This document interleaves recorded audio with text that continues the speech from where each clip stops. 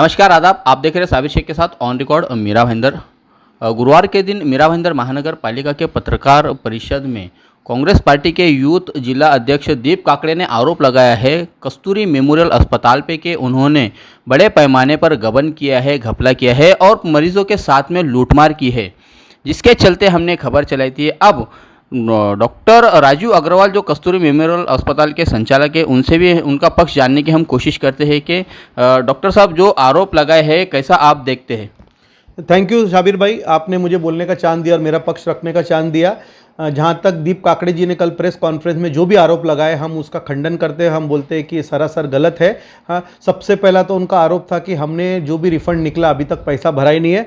तो मैं आपको बता दूं, ऑन रिकॉर्ड, आपका चैनल भी शायद ऑन रिकॉर्ड है, ऑन रिकॉर्ड आप मैं बोलता हूं कि 2,68,000 या 62,000 हमको रिफंड म्यूनसिपाल्टी के ऑडिट में निकाला। वो पूरा का पूरा हमने पे कर दिया। जिस दिन ऑडिट का रिपोर्ट हमारे पास आता था 24 से 48 घंटे में पेमेंट कर देते थे। तो इसके लिए ये जो बोल रहे हैं और जो इतना बड़ा गबन की बात कर रहे हैं कि हमने करोड़ों रुपए का गबन किया है, तो करोड़ों रुपए का तो टर्नओवर नहीं हुआ हमारे हॉस्पिटल में, तो गबन कहाँ से होगा। उनका आरोप था कि सैकड़ों मरीजों का यहाँ पर इलाज हुआ है और कोरोना के आड़ में आपने करोड़ों रुपए यहाँ पर कमाए हैं। कितने मरीजों का यहाँ पर कोरोना का इलाज हुआ है? लगभग मुझे लगता है कि सब मिला के 150 से 200 के बीच में पिछले 6 महीने में लोगों का इलाज हुआ होगा उसके अंदर। और इनका जो बोलना है करोड़ों रुपए का, तो मैं बता दूं कि लगभग 2-2.5 करोड़ रुपए का तो टोटल टर्नओवर हुआ है इन सब 6 महीने के अंदर। तो वो अगर 2-2.5 करोड़ का उसमें दवाइयाँ भी आ जाती है तो कहाँ से करोड़ों रुपए का हम गबन करेंगे। उन्होंने ये भी आरोप लगाया है कि आपके इस अस्पताल में करीब 45 बेड की आपको अनुमति दी गई है और 53 से ज़्यादा यहाँ पर बेड है। आपने कुछ इस तरह से एक्सक्यूज़ दिया कि महानगर पालिका ने भी आपको क्लीन चिट दे दी है। क्या है ये पूरा मामला? सर ये सरासर गलत है। बॉम्बे नर्सिंग होम के एक्ट के अंतर्गत हमारे 45 बेड का रजिस्ट्रेशन है और हमारे ऑपरेशनल बेड आज भी 45 से कम है। जब म्यूनसिपाल्टी ने, दीप काकड़े जी ने जब म्यूनसिपाल्टी में कंप्लेन की तो म्यूनसिपाल्टी ने सरप्राइज इंस्पेक्शन किया हमारे साथ और वहाँ पे उनको 53 बेड मिले। लेकिन ये 53 बेड पेशेंट के लिए नहीं थे। मैं आपको बता दूं, इसमें से 45 ऑपरेशनल बेड थे और बाकी के जो 8 बेड थे, 8 से ज़्यादा ही, लगभग 13 से 14 बेड हमारे जो हॉस्पिटल के जो स्टाफ है, क्योंकि कोविड के टाइम पे स्टाफ घर पे नहीं जाता था, 15-15 दिन तक काम करता था, फिर 8 दिन का ब्रेक लेता था, तो वो लोग इधर ही रहते, तो उनका रहना खाना पीना सब हमको अस्पताल में करना पड़ता था।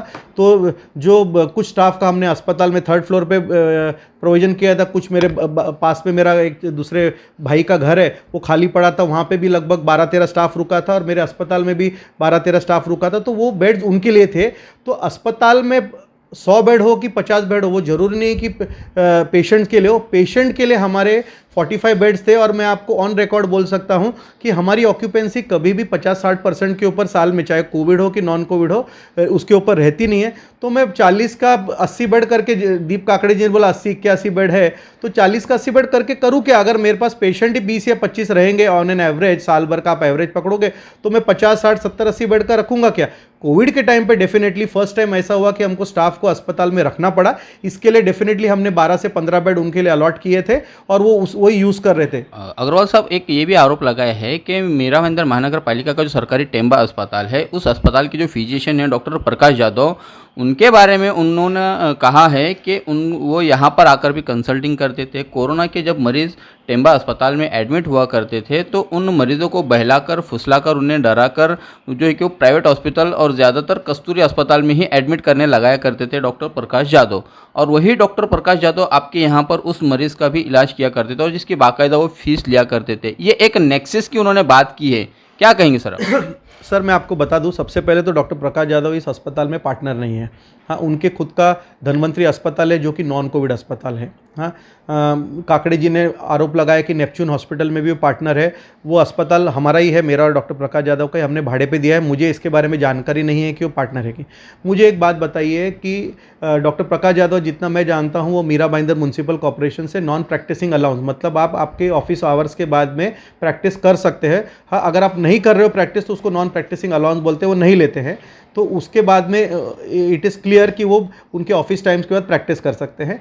और वो पहले से मेरे अस्पताल में, अभी ये कोविड टाइम पे नहीं, पिछले 10 साल से मेरे अस्पताल में जुड़े हुए हैं और वो प्राइमरी फिजिशियन है। जहाँ तक उनको नेक्सस का सवाल है, मैं आपको बोल सकता हूँ कि लगभग 2-3 या बहुत बोलेंगे तो 5 पेशेंट टोटल 6 महीने में टेम्बा हॉस्पिटल से आए होंगे। और ये पेशेंट ज़्यादातर मेरे पहचान वाले आए या कोई ना कोई पहचान वाले के माध्यम से आए, हाँ, न कि अगर नेक्सस होता था तो टेम्बा में एट एनी गिवन टाइम 80 से 100 पेशेंट तो 10 पेशेंट मेरे पास आते थे। मैं आपको मेरे एडमिशन रिकॉर्ड बता सकता हूँ कि मेरा एवरेज, अगर आप 6 महीने का एडमिशन टोटल कोविड और नॉन कोविड पकड़ोगे, हाँ, तो भी 6 महीने का 500 के ऊपर नहीं है, हाँ। तो अगर एडमिशन आएंगे तो मेरा तो फिर धन्य हो जाता। तो ऐसा कुछ भी नहीं है। और जहाँ तक डॉक्टर प्रकाश यादव है, उनके जो प्राइमरी फिजिशियन होने के वजह से उनके जो चार्जेस थे वो गवर्नमेंट रेट जब लगाते थे तो वो गवर्नमेंट रेट में एप्लीकेबल थे। और हमारे तो दूसरे एक फिजिशियन कम इन्फेक्शन डिजीज स्पेशलिस्ट है डॉक्टर स्वप्निल गौतम, वो भी हर पेशेंट को देखते थे क्योंकि उन्होंने फॉरेन से MRCP किया है और वो इन्फेक्शन, कोरोना भी एक इन्फेक्शन है, उसके स्पेशलिस्ट है।